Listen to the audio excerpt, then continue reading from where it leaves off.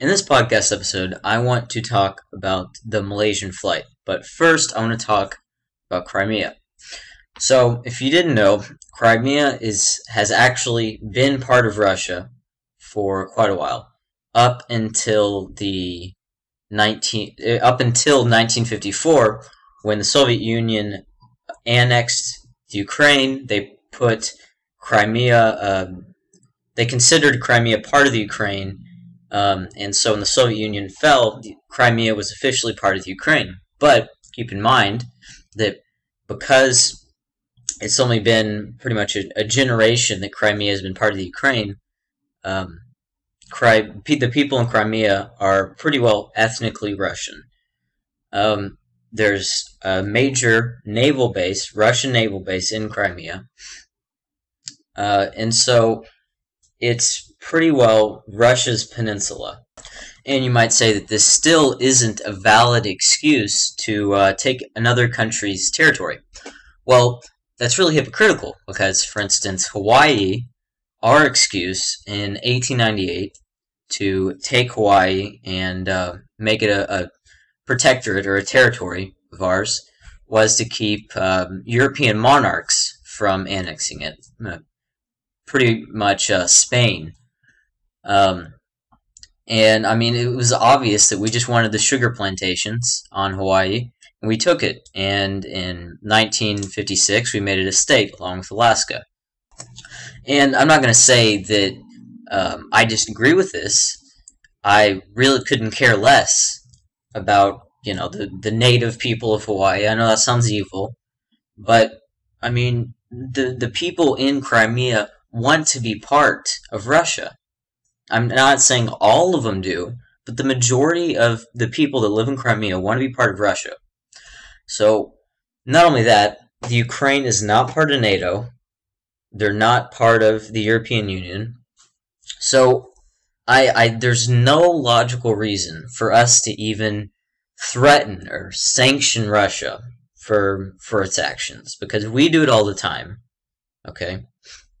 We've done this before, and Russia has more of an excuse than we do. And even if it was completely unacceptable for them to do this, Crimea was part of the Ukraine, and the people that live in Crimea wanted to be part of the Ukraine, which is false. Then I still don't see why it is in our best interest to go and tell Russia that they're not allowed to take Crimea from the Ukraine. The Malaysian flight, though, I think is kind of a different story, because you've got 298 people, 193 Dutch, one with dual citizenship in the Netherlands and in the U.S., a few Germans, Australians, a Canadian, a few British people. So, from all over Europe, right? All of them are dead. And the plane was flying at 33,000 feet, and it was miles away from the Russian-Ukrainian border. So, since the plane was flying so high up, dismisses the fact, or the possibility, that the plane was shot out of the sky by extremists or terrorists. It's not possible. Only a formidable military with a mobile SAM or possibly could have been another aircraft, but it was likely a surface-to-air missile fired by the Russians took out the plane. And obviously Russia would not intend to take out a commercial airplane flying from Europe. It was not their intention. But they did kill nearly 300 Europeans and an American. And, I mean, if you use the least bit of logic, it's really not that debatable who shot the plane out of the sky. However, I don't have a real solution as to how the United States should respond to this situation, but I do know that this is an issue to respond to.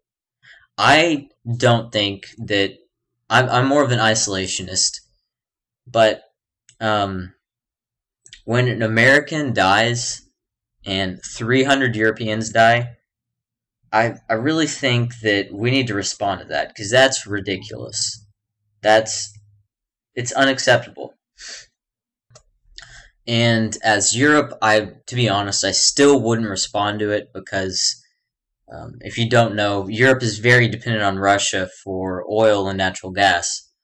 And to be honest, if I was the benevolent dictator of Europe, I still wouldn't do anything, just because there's too much at stake there.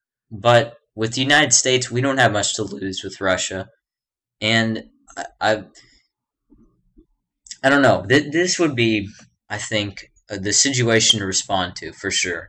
We've been making a big deal out of Syria um, and Crimea, situations like that, but this is definitely one to respond to. And I think what I would do, I would openly support the Ukraine. But still, it's obvious that Russia didn't intend to take out a commercial airliner. I mean, very few countries would intend to do that. That's really bad PR. But anyways, tell me what you guys think. And by the way, if you don't believe everything that I say, if you don't believe the facts that I've stated, I'm gonna put a site in the description, just because I want to make sure that I want to reimburse, I guess, the facts that I'm stating. That's what I'm going to try and do for these podcasts. I'll state the facts, stuff that I went out and found, that I researched, and then I'll have my opinion of it.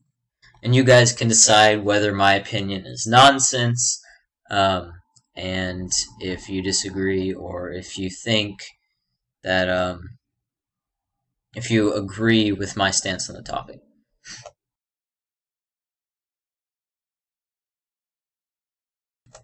Thanks for watching, guys. Tell me if you like the videos, how I should improve, and if there's some particular topic that you'd like to hear me talk about, tell me. You can email me or leave a comment, and I will catch up with you guys later.